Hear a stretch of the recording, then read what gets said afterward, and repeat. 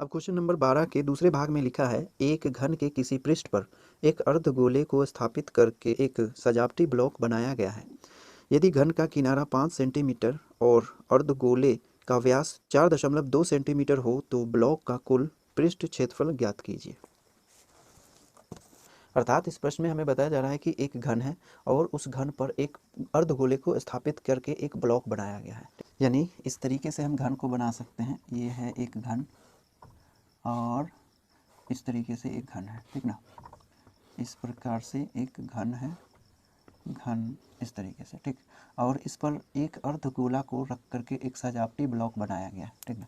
अर्धगोला को रख करके एक सजावटी ब्लॉक बनाया गया, इस प्रकार से एक सजावटी ब्लॉक बनाया गया है अर्धगोले को रख करके, ठीक ना। इस तरीके से एक अर्धगोला को इस पर स्थापित करके एक ब्लॉक बनाया गया, ठीक। यहाँ पर इस घन के एक किनारे की लंबाई बताई जा रही है 5 सेंटीमीटर और इस गोले का जो व्यास है ना, अर्धगोले का जो व्यास बताया जा रहा है वो 4.2 सेंटीमीटर है, ठीक ना।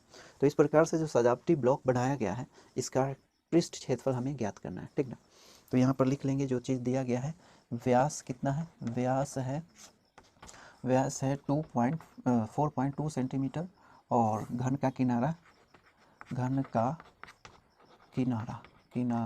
जो है वो है 5 सेंटीमीटर, इस प्रकार से, ठीक ना। तो हमें इस ब्लॉक का यानी सजावटी ब्लॉक का क्या चाहिए? पृष्ठ क्षेत्रफल चाहिए, ठीक। तो लिखेंगे ब्लॉक का पृष्ठ क्षेत्रफल बराबर, यहाँ पर लिखेंगे पृष्ठ का क्षेत्रफल।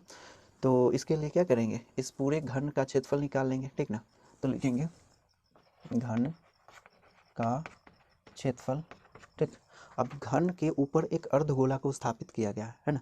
तो अर्धगोला का वक्र पृष्ठ का क्षेत्रफल लिखेंगे, है ना, प्लस में अर्धगोले का वक्र पृष्ठ क्षेत्रफल। और क्या करेंगे? क्योंकि ये जो घन का कुल पृष्ठ का क्षेत्रफल है ना, तो ये इसके जो 6 सतहें होती हैं उस सभी का क्षेत्रफल है, लेकिन एक सतह पर इस प्रकार से क्या रखा गया है? इस प्रकार से अर्धगोला को रखा गया है ना। घन को हम इस तरीके से समझ सकते हैं कि यह इस प्रकार से एक घन है, ठीक ना। तो इसका क्षेत्रफल इस सभी सतहों का क्षेत्रफल हो जाएगा, लेकिन ये जो है ये अर्धगोला इसके एक सतह पर रखा गया है ना। तो एक सतह पर जो रखा गया है तो इसका ये वाला भाग, इस एक सतह के ये वृत्तीय भाग का जो क्षेत्रफल है वो तो दिखाई देगा नहीं ना, है ना। हमें तो बस ये सब दिखाई देगा, ठीक ना। इसके बाकी 5 सतहों का क्षेत्रफल दिखाई देगा, प्लस में ये जो अर्धगोला है उसका वक्र पृष्ठ का क्षेत्रफल दिखाई देगा।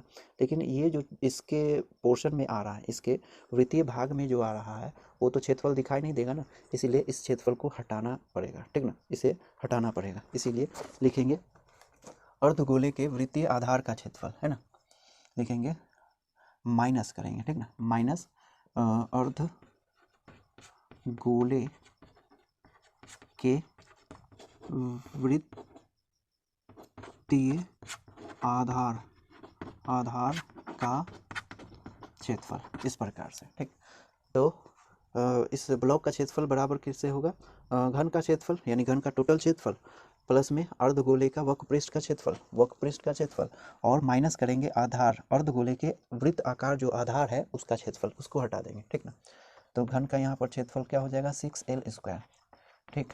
और क्या कहते हैं, अर्धगोले के वक्र पृष्ठ का क्षेत्रफल हो जाएगा 2πr², ठीक। माइनस अर्धगोले के वृत्तीय आधार का क्षेत्रफल हो जाएगा πr², इस प्रकार से, ठीक। 6×5 सेंटीमीटर का स्क्वायर प्लस ये 2πr² में से 1πr² हटा देंगे तो कितना बचेगा? 2πr², है ना। इसे एक बार यहाँ लिख ही लेते हैं, ठीक। तो 6L² और प्लस 2πr² में से 1πr² हटाएंगे तो 1πr² रह जाएगा, ठीक। तो 2 को हटा देंगे तो ये बच गया, है ना, 2π यानी पाई², है ना।